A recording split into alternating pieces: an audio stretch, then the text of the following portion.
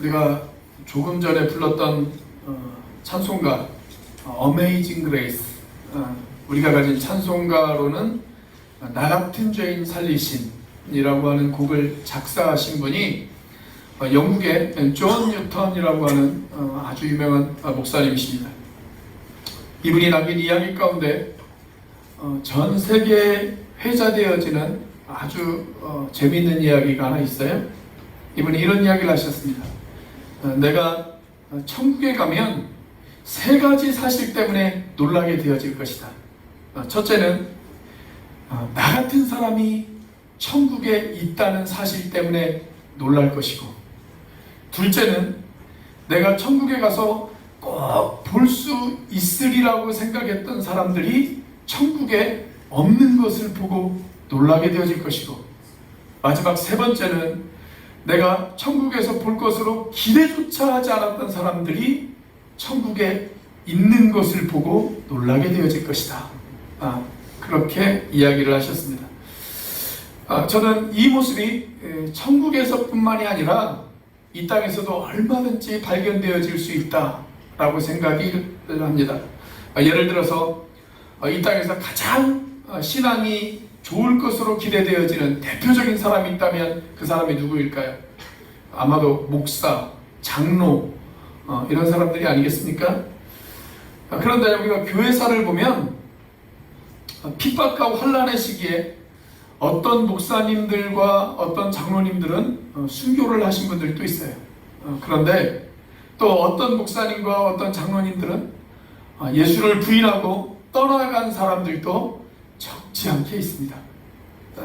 그런가 하면 어떤 분은 그냥 평범한 신앙인이라고 생각했는데 정말 순수하고 아름답게 빛나는 그런 사람들도 있습니다. 예수님 당시에도 그런 사람들이 있었습니다.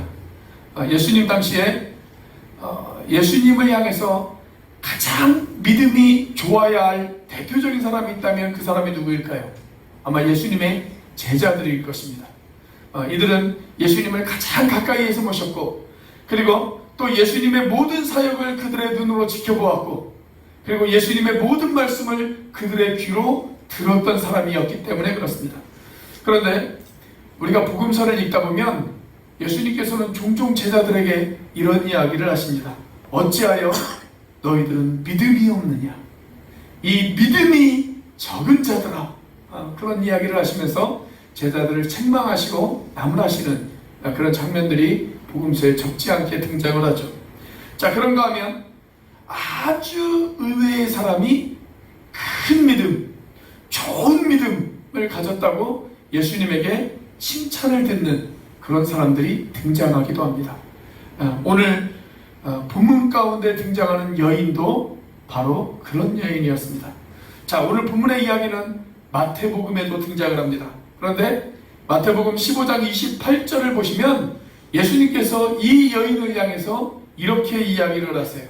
여자여, 내 믿음이 크도다. 내 소원대로 되리라. 그렇게 이야기를 하십니다. 사실 이 여인이 예수님에게 나오게 되어진 동기, 이 여인이 예수님을 믿게 되어진 그 동기는 그녀의 어린 딸 때문이었습니다. 여러분, 사람들이 예수를 믿게 되는 동기는 사람들마다 다 다를 수가 있어요. 아마도 조사해보면 상당히 많은 사람이 자식 때문에 예수를 믿게 되어지는 그런 경우도 아마 적지 않게 있을 것이라고 생각이 되어집니다. 자식이 어려운 일을 당했어요. 인간적인 노력을 했음에도 불구하고 그 문제가 쉽게 해결되어지지 않습니다.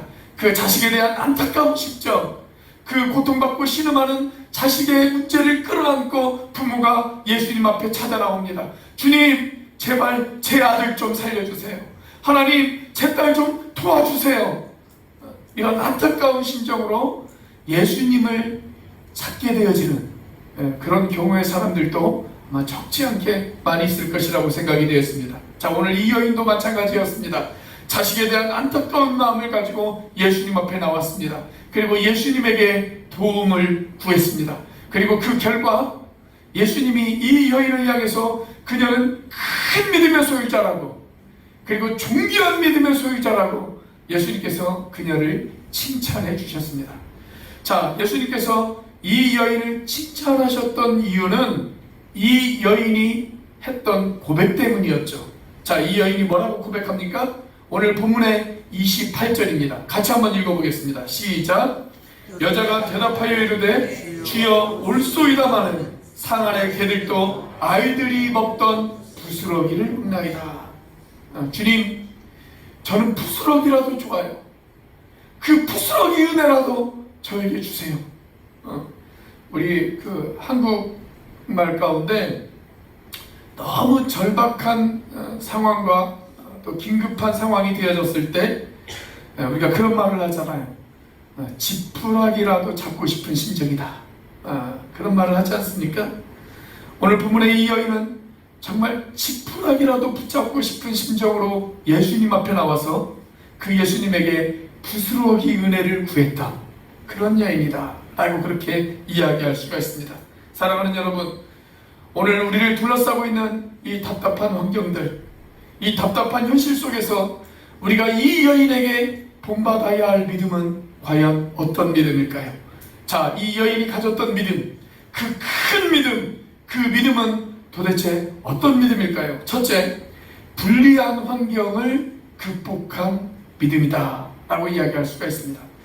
자, 오늘 이 본문 속에 등장하는 이 여인은 예수를 믿을 만한 좋은 조건이 하나도 없는 그런 여인이었습니다. 자, 우선 오늘 이 본문이 이 여인에 대해서 어떻게 소개를 하고 있냐면 본문의 26절 말씀을 보면 이 여인은 헬라인이요 수로보닉의 족속이다 라고 그렇게 소개를 해놓고 있어요. 그러니까 이 여인의 국적이 어디냐면 헬라인입니다. 헬라인. 지금의 그리스. 지금의 그리스가 이 여인의 국적이다 라고 이야기할 수가 있어요. 자, 그런데 같은 사건을 기록하고 있는 마태복음 15장 말씀을 보면 이 여자를 가리켜서 가나안 여자다 이렇게 이야기를 하고 있습니다. 지금의 바벨론, 지금의 어디냐면 갑자기 생각이 안 나네요. 레바논이죠. 지금의 레바논 쪽에 속해 있는 여자다라고 그렇게 소개를 해놓고 있어요. 똑같은 사건인데 마가복음에서는 헬라인이다 라고 이렇게 이야기를 하고 있고 마태복음에서는 가나안 여자다 이렇게 이야기를 해놓고 있습니다. 왜 그럴까요? 당시 이스라엘 백성들은요 자기들 빼놓고 모든 사람들을 뭐라고 이야기를 했냐면 헬라 사람이다 라고 그렇게 이야기를 했습니다.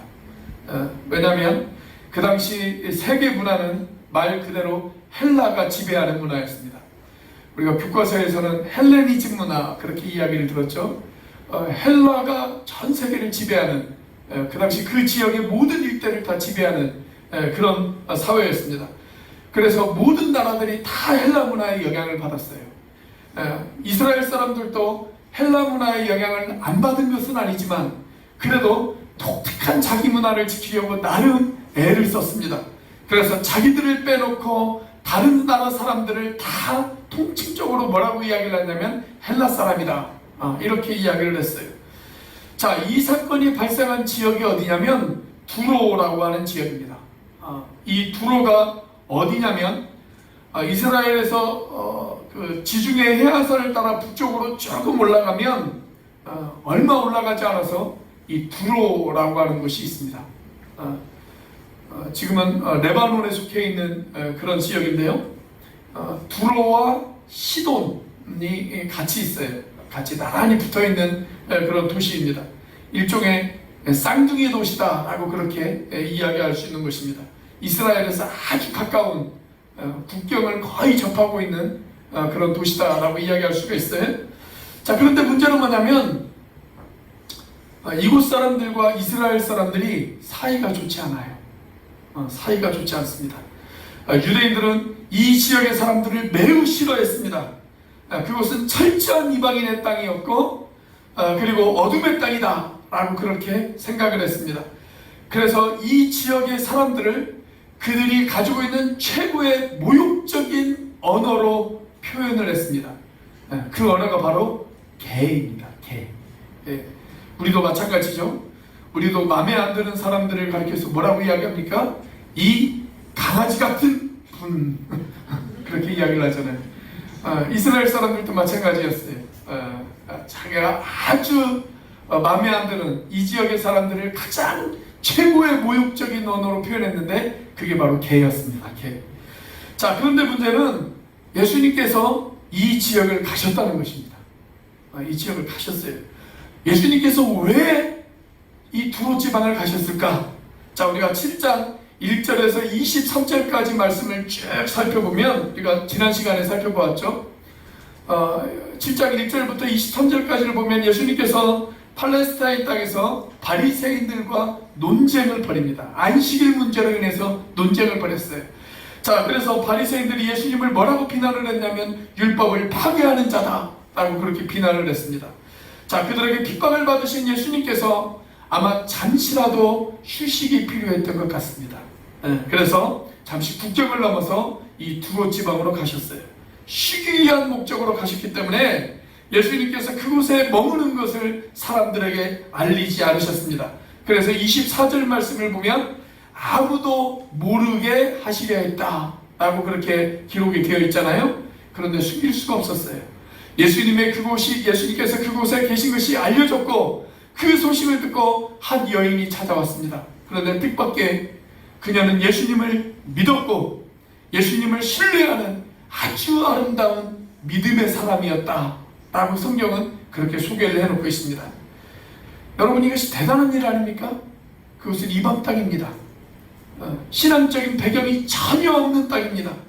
그런데 그 땅에서 예수님을 믿는 한 신앙인을 만났습니다. 여러분, 내가 예수님을 믿을 수 없는 그런 환경 가운데에서 자랐고 살았다고 할지라도 그것이 내가 신앙을 갖지 못하는 핑계가 되어질 수는 없습니다.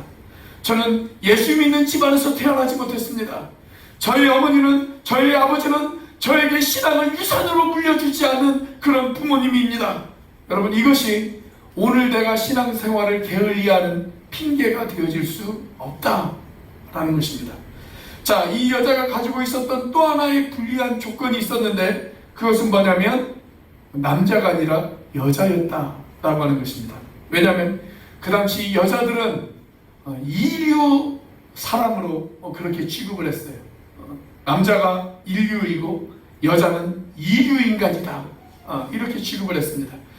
오늘 이 자리에 계신 자매님들은 하나님 앞에 감사하시기를 바랍니다. 옛날 유대인 남자들은요, 아침에 자고 일어나면 하나님 앞에 감사의 기도를 드렸어요. 그런데 그들이 감사의 기도를 드릴 때 세 가지의 제목을 가지고 하나님 앞에 감사의 제목을 드렸다고 합니다. 첫째는 하나님, 내가 이방인이 아니라 유대인으로 태어나게 해주셔서 감사합니다. 두 번째는 하나님, 내가 여자가 아니라 남자로 태어나게 해주셔서 감사합니다. 마지막 세 번째는 하나님, 내가 노예가 아니라 자유인으로 태어나게 해주셔서 감사합니다. 이것이 당시 유대인 남자들이 하나님 앞에 매일 아침마다 드리는 감사의 고백이었어요. 자, 그러니까 여러분, 여자로 태어난다는 것, 더구나 이방 여자로 태어난다는 것, 그것이 이스라엘 사람들에게, 유대인들에게 얼마나 사회적으로 무시당하는 인생이었는지를 우리가 잘 알 수 있지 않겠습니까? 그러나 이런 불합리함과 부조리함이 내가 신앙생활을 제대로 하지 못하는 핑계가 되어질 수 없다라는 것입니다. 가끔 전도하다 보면 우리가 그런 사람들을 만날 수가 있어요. 지금 제가 처한 상황이 너무 어려워서 제가 신앙생활을 제대로 하지 못합니다. 제 가정 형편이 어려워서, 내가 너무 바빠서, 내 삶의 문제가 힘들어서, 나에게 이런 문제 저런 문제 때문에 내가 예수님을 믿을 수가 없습니다. 내가 신앙생활을 제대로 할 수 없습니다. 이렇게 자기 변명을 하는 사람들이 많이 있어요. 그런데 여러분, 지금 내가 처한 상황이 어렵기 때문에 전능하신 하나님의 도움이 더 절실하게 필요하지 않겠습니까? 나의 지혜가 부족하기 때문에 전지하신 하나님의 지혜가 나에게 더 절실하게 요구되는 것 아니겠습니까? 그러므로 사랑하는 여러분, 내가 연약하기 때문에, 그 연약함 때문에 주님 앞에 나올 수 있었다면, 내 육신의 질병 때문에 내가 그 치유를 목적으로 하나님 앞에 나올 수 있었다면, 여러분, 그 불리하다고 생각했던 환경이 오히려 나에게 은혜의 통로가 되어졌음을 믿으시기를 바랍니다. 여러분, 삶의 불리한 조건을 극복하는 믿음, 오늘 우리가 이 여인에게 본받아야 하는 큰 믿음입니다. 자, 우리가 본받아야 하는 큰 믿음, 어떤 믿음일까요? 두 번째로 냉소적 거절을 극복한 믿음입니다. 자, 이 여인은 자기 딸에게 들린 그 귀신을 쫓아내달라고 예수님에게 간청을 했습니다. 그런데 그 간청에 대해서 예수님께서 어떻게 대답을 하셨습니까? 오늘 본문의 27절입니다. 같이 한번 읽어보겠습니다. 시작. 예수께서 이르시되 자녀를 먼저 배불리 먹지 않으니 자녀의 떡을 취하여 그들에게 던짐이 마땅치 아니하니라. 자, 예수님의 이 말은 여인의 요청에 대한 허락입니까? 아니면 거절입니까? 거절이죠. 거절도 그냥 거절이 아니라 거의 모욕에 가까운 거절이죠. 자녀의 떡을 취하여 개들에게 던짐이 마땅치 아니하다. 자, 예수님의 이 말에 우리 가운데 어떤 사람은 흥분하는 사람들도 있을 것입니다. 아니, 예수님도 사람을 편견을 가지고 대하십니까? 어떻게 유대인과 이방인, 국적이 다르다고 그렇게 사람을 편견하실 수가 있으십니까? 이렇게 흥분하시는 분들도 있을지 모르겠어요. 적어도 겉으로 보기에는 예수님께서 사람을 편견으로 대하시는 것처럼 그렇게 보일 수가 있습니다. 그런데 여러분, 편견의 특징은 뭐냐면 편견은 오래 간다는 거예요. 오래 가요. 편견은 쉽게 바뀌지 않아요. 만약 편견이 쉽게 바뀔 수 있는 것이라면 우리가 사는 세상이 이 모양 이 꼴이 되어지지는 않았을 것입니다. 여러분, 우리 한국 땅에 뿌리 박힌 그 끈끈한 지역 감정의 편견, 여러분 그게 쉽게 없어지나요? 어떤 사람은 그 지역 감정의 편견을 가지고 한평생을 붙들고 살아가는 그런 사람들도 있더라고요. 편견은 쉽게 깨지지 않아요. 자, 그런데 예수님께서 이 여인을 대할 때 처음에는 냉소적으로 대하셨어요. 이 여인의 요청을 거절하셨어요. 그런데 나중에는 이 여인을 칭찬하십니다. 그래서 이것은 편견이 아니라 일종의 테스트였다라고 그렇게 이야기할 수가 있습니다. 자, 지금 이 예수님께서는 이 여인의 믿음을 확인해 보고 싶으셨던 거예요. 확인해 보고 싶으셨어요. 그건 테스트예요. 자, 사실 같은 사건을 다루고 있는 마태복음을 보면 이 여인이 요청했을 때 예수님께서 처음에는 아무 말씀도 하지 않으셨습니다. 한 말씀도 대답하지 않으셨어요. 그냥 침묵하셨어요. 때때로 우리도 그와 비슷한 일들을 경험할 때가 있습니다. 어떤 때는 우리가 기도했을 때 그 기도의 응답이 즉각적으로 올 때가 있어요. 그런데 어떤 기도는 우리가 간절히 기도했음에도 불구하고 주님 도와주세요 라고 그렇게 간절히 하나님 앞에 호소했음에도 불구하고 그 다음 어떤 일이 벌어집니까? 대답이 없어요. 응답이 없어요. 여전히 하나님께서 침묵을 지키실 때가 있습니다. 그때 조급한 우리는 그것을 무엇으로 해석하냐면 거절로 해석해요. 하나님께서 내 기도에 거절하셨구나. 그러면 그렇지, 주님께서 내 기도에 응답하실 리가 없지. 우리는 쉽게 이렇게 생각하고 믿음의 길에서 또 기도하는 자리에서 우리가 쉽게 포기해버릴 때가 있습니다. 그래서 더 이상 기도를 하지 않아요. 여러분, 그것은 참된 믿음이 아니죠. 여러분, 우리가 기도해서 응답이 오면 믿고 우리가 기도했는데 응답이 없으면 안 믿는다. 여러분, 그것은 신앙이 아닙니다. 그것은 흔적입니다. 거래입니다. 마치 우리가 자판기에다가 동전을 넣고 버튼을 누르면 내가 원하는 물건이 바로 나오는 것처럼 여러분, 우리가 기도하면 응답이라고 하는 물건이 바로 내 앞에 등장하는 것, 여러분, 그것이 아니에요. 신앙은 그것이 아닙니다. 여러분, 기도는 인격적인 관계입니다. 하나님은 하나님의 어떤 계획이 있으셔서 지금 당장 내가 구하는 그대로를 응답하지 않으실 수도 있습니다. 그러나 하나님은 저와 여러분들을 잘 알고 계십니다. 우리의 과거를 아십니다. 우리의 현재도 아십니다. 우리의 미래도 아십니다. 그래서 나에게 무엇이 최선의 길인지를 하나님께서는 잘 알고 계십니다. 그러기에 우리는 성경 말씀 그대로, 그리고 우리가 아까 불렀던 그 찬송가의 가사 그대로 하나님을 사랑하는 자, 그 뜻대로 부르심을 입은 자들에게는 모든 것이 합력하여 선을 이룰 줄을 믿으셔야 합니다. 아멘. 믿으셔야 돼요.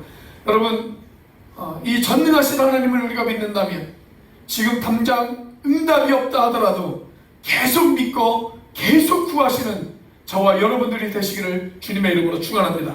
여러분, 이것이 바로 하나님께서 우리에게 하시는 기도의 테스트예요. 기도의 테스트. 너의 환경이 바뀌지 않았어도, 지금 당장 기도에 응답이 없어도, 지금 당장 아무런 조짐이 없어도 너 나를 계속 믿을 수 있니? 너 나를 계속 신뢰할 수 있니? 이것이 바로 하나님이 저와 여러분들에게 하시는 기도의 테스트입니다. 여러분, 누가복음 18장을 보시면 소위 불의한 재판관의 이야기가 등장을 하죠. 이 이야기를 보면 억울한 일을 당한 한 과부의 이야기가 소개가 되어지고 있습니다. 그래서 그 과부가 재판관을 찾아옵니다. 그런데 재판관이 좋은 재판관이 아니에요. 뇌물을 좋아하는 불의한 재판관이었단 말이죠. 자, 그런데도 이 과부가 찾아와서 어떻게 해요? 계속 도와달라고 호소를 합니다. 호소하고 또 호소하고 계속 찾아와서 매달리기 시작을 합니다. 하도 괴롭히니까 너무 귀찮아가지고 이 재판관이 어떻게 했어요? 그 여인의 간절한 호소를 들어주었습니다. 자, 그러면서 예수님께서 뭐라고 이야기를 하시냐면, 이런 불의한 재판관도 들어주었는데 하물며 좋으신 하나님, 선하신 하나님, 나를 불쌍히 여기시는 그 하나님께서 밤낮 부르짖는 자들의 기도를 들어주시지 않겠느냐, 그렇게 이야기를 하십니다. 자, 그런데 예수님께서 이 비유를 꺼내신 동기가 있어요. 이유가 있으십니다. 자, 이 이야기를 왜 꺼내셨느냐? 이 이야기를 꺼내시기 전에 예수님께서 이런 이야기로 시작을 합니다. 자, 누가복음 18장 1절 말씀 같이 한번 읽어보겠습니다. 시작. 예수께서 그들에게 항상 기도하고 낙심하지 말아야 할 것을 비유로 말씀하여. 이게 예수님께서 그 비유를 왜 꺼내셨냐면, 항상 기도하고 응답이 없어도 낙심하지 말아야 된다, 그 교훈을 주시기 위해서 예수님께서 그 이야기를 꺼내셨다는 것입니다. 여러분, 내 상황과 환경이 어려워도 항상 기도하실 수 있기를 바랍니다. 여러분, 지금 당장 기도에 응답이 없어도 낙심하지 않고 기도하시기를 주님의 이름으로 부탁드립니다. 여러분, 우리가 기도할 때 하늘이 여전히 어두울 때가 있어요. 응답의 사인이 없을 때가 있어요. 여전히 하늘이 침묵을 지킬 때가 있습니다. 우리가 구하고 부르짖었지만 하나님께서 나를 버린 것 같고 마치 황량한 들판에 나 홀로 서 있는 것 같은, 여러분, 그런 느낌을 우리가 받을 수도 있습니다. 그러나 그때도 하나님을 신뢰하십니까? 아멘. 여러분, 그때도 하나님을 향해서 부르짖겠습니까? 아멘. 여러분, 그때도 여전히 기도의 자리에 나오시겠습니까? 아멘. 그래서 우리가 기도의 자리에 나오는데 우리가 준비해야 될 준비물이 있어요. 내가 기도의 자리에 나올 때 준비해야 될 준비물, 그게 뭘까요? 믿음입니다. 믿음. 지속적인 믿음. 그게 필요해요. 지금은 하나님께서 침묵하신다 하실지라도, 지금은 응답의 사인이 없다고 할지라도 하나님은 나를 여전히 최선의 길로 인도하실 것이다 라고 하는 그 믿음, 여러분, 그 믿음을 가지고 기도의 자리에 나오실 수 있는 저와 여러분들이 되시기를 주님의 이름으로 축원합니다. 이 여인이 바로 그 믿음을 가졌어요. 예수님께서 냉소적인 거절을 하셨음에도 불구하고 그냥 끝까지 매달렸습니다. 그분이 나를 도와주실 것이다, 이분이 분명 나를 도우실 것이다, 그 믿음을 가지고 간절히 주님 앞에 간청하는 이 여인의 큰 믿음, 그 믿음을 저와 여러분들이 소유하실 수 있는 그런 놀라운 축복이 있으시기를 주님의 이름으로 축원합니다. 아멘. 자, 우리가 본받아야 하는 큰 믿음, 어떤 믿음일까요? 세 번째로 약속된 말씀을 붙잡는 믿음입니다. 좀 잘못됐네요. 약속된 말씀을 붙잡는 믿음입니다. 자, 27절의 말씀을 다시 한번 읽어보겠습니다. 같이 읽습니다. 시작. 예수께서 이르시되 자녀로 먼저 배불리 먹게 할지니 자녀의 떡을 취하여 개들에게 던짐이 마땅치 아니하니라. 자, 이 말씀은 여인의 요청을 예수님께서 거절한 것처럼 들립니다. 그런데 이 여인은 예수님의 대답을 거절의 소리로 듣지 않았습니다. 아마도 이 여인은 예수님의 말씀을 자세히 들었을 것입니다. 여러분, 은혜를 받으려면 말씀을 자세히 들어야 합니다. 그냥 건성건성 들어서는 안 됩니다. 이 구절을 자세히 읽어보면 우리가 주목할 만한 단어 하나를 발견을 합니다. 뭘까요? 먼저라고 하는 단어입니다. 먼저. 먼저 누구에게 준다고요? 자녀에게 준다. 자, 여기에서 자녀는 누구입니까? 자녀는 유대인이죠. 유대인들이 먹어야 할 복음의 떡을 개들에게 줄 수 없다. 이것이 예수님의 대답이었습니다. 자, 그러면 개들은 누구일까요? 개들은 이방인들이죠. 이방인들. 자, 주님의 이런 냉소적인 반응이 있었지만, 자, 이 여인은 뭐라고 이야기를 합니까? 자, 다시 한번 클라이맥스라고 할 수 있는 이 여인의 답변을 우리가 한번 살펴보겠습니다. 28절입니다. 같이 읽습니다. 시작. 여자가 대답하여 이르되 주여 올소이다마는 상하의 개들도 아이들이 먹던 부스러기를 먹나이다.